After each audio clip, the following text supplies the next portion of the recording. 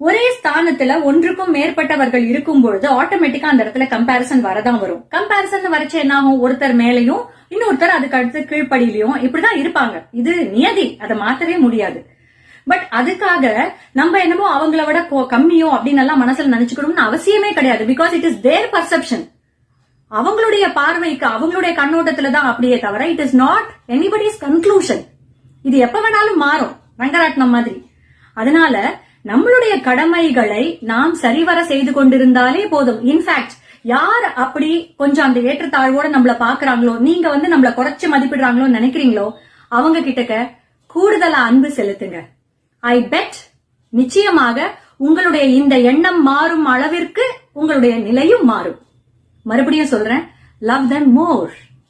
இன்னும் கொஞ்சம் அவங்க மேல அக்கறை கொடுங்க, இன்னும் கொஞ்சம் அவங்களுக்கு முக்கியத்துவம் கொடுங்க. எழுதி கொடுக்கறேன், உங்களுடைய நிலை மாறும்னு. Take care.